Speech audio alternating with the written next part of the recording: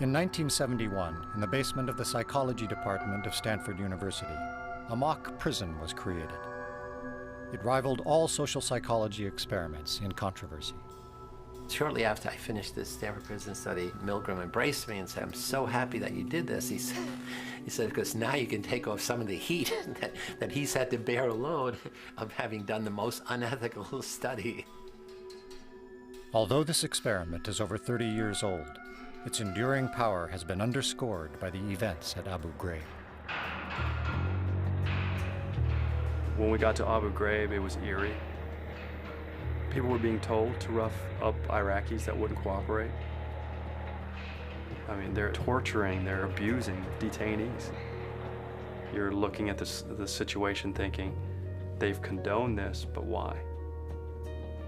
And if it wouldn't have been for those photos, no one would have ever believed what was going on over there.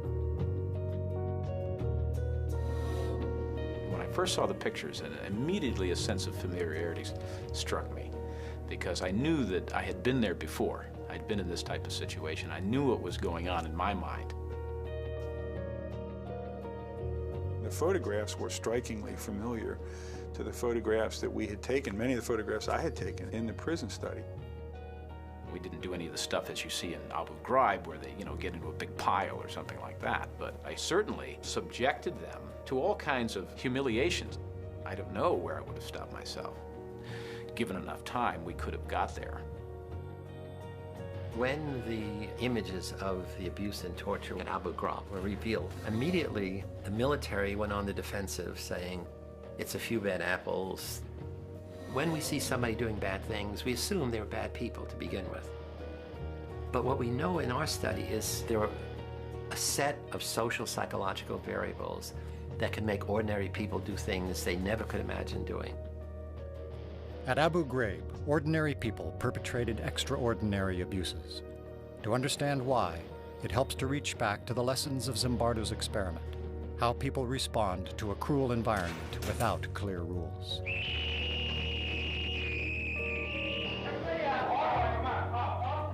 I think he and everybody else who came down into that situation got caught up into that situation. And the sense that this was an experiment, that began to fade away. It became just life. We frankly didn't anticipate what was going to happen. We tried to really test the power of the environment to change and transform otherwise normal people, much as Milgram had changed or transformed otherwise normal people in an obedience situation. We wanted to do it in a prison-like situation. Over 70 men volunteered for Zimbardo's experiment. And they completed a battery of psychological tests.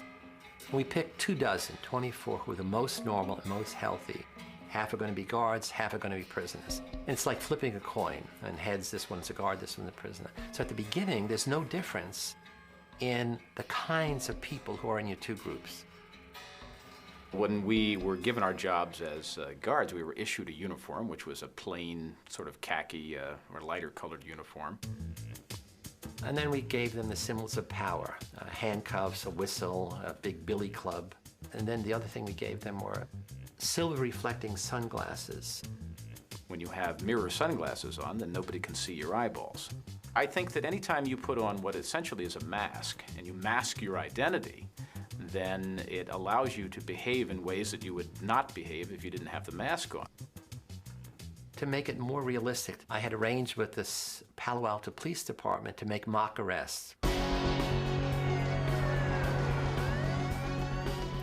When I was arrested, it was a surprise to me. I didn't think I was going to be brought to an actual police station. I didn't think I was going to go through a booking process.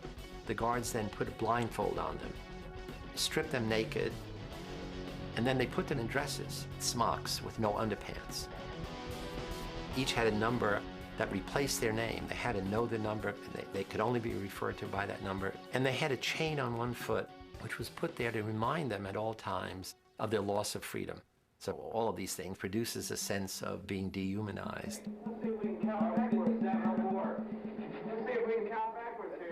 On the first day, I said, this is not going to work. I mean, the guards felt awkward giving orders, and they'd say, okay, line up, repeat your numbers, and the prisoners would start giggling. Hey, I don't want anybody laughing. 3, 2, 1. And then a very interesting thing happened. Dave Eshelman, who the prisoners named John Wayne, like he's a Wild West cowboy, he begins to be more extreme. I decided that I would become the worst, most intimidating, cruel prison guard that I could possibly be. I should have seen the future that you do work when you're told. And say it again. Thank you, sir. Say bless you, correction officer. I was sort of fascinated myself that people were believing the act, and I was trying to see how far I could take it before somebody would say, okay, that's enough, stop. We did have to do things like push-ups. We would have to sing things. At the beginning, we protested some of the actions. We did things to irritate the guards. So the guards' authority was challenged right off the bat. And the guards had to decide how they were going to handle that, and they had to decide it without our input. I mean, again, this was not a Milgram study in which we were standing over them telling them what to do. And they began to see the prisoners' behavior as a kind of an affront to their authority, and they began to push back. We would ramp up the general harassment, just sort of crank it up a bit. Nobody was telling me I shouldn't be doing this. The professor is the authority here. You know, he's the prison warden. He's not stopping me. This is unbelievable. They took our clothes. Hands off the door.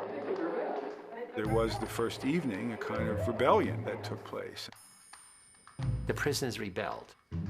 They barricaded themselves in their cells and said, we refuse to come out. They took off their numbers. They didn't want to be de-individuated. They started cursing the guards to their face.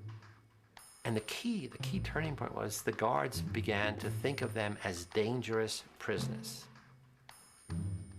And so the guards formulated a plan to use fire extinguishers, took the doors down, dragged the prisoners out, stripped them naked, and essentially broke the rebellion in a purely physical way. From that point on, the study was as remarkable a series of events as I've ever seen. It was a real laboratory for Zimbardo and I to watch human nature transformed in a very rapid way in the face of a very powerful situation. People really suffered. I mean, guards did terrible things to the prisoners. They punished them by putting them in solitary confinement, which was a small closet. You could squat or stand, but you couldn't sit, and it was dark and dank, actually. Every hour, every day, there's a teeny little bit more of an increment. And they're stepping up, taunting the prisoners. They're stepping up. The count's not letting them sleep. They're stepping up. I don't think from one minute to the next, the people who are in it see the change and see the difference. You got a nice friend. You can, but gonna see to it that you don't get black. And then the next key thing happened beside the rebellion. Prisoner 8612, he was the first one to have an emotional breakdown. I feel really fucked up inside. You don't know. I gotta go. To a doctor, anything. I mean, Jesus Christ, I'm burning up inside. Don't you know? I'm fucked up. I don't know how to explain it. I'm fucked up inside. Help me out! Now! At the time, if you had questioned me about the effect I was having, I would say, well, they must be a wimp. They're weak, or they're faking. Because I wouldn't have believed that what I was doing could actually cause somebody to have a nervous breakdown. It was just us sort of getting our jollies with it. Let's be like puppeteers here. Let's make these people do things. What if I told you to get down on that floor and fuck the floor? What would you do then? The guards now began to escalate their use of power. Some of them had prisoners clean out toilet bowls with their bare hands. They now taunt, humiliate, degrade the prisoners in front of each other, and they exert arbitrary control over the prisoners. They keep thinking of more and more unusual things to do.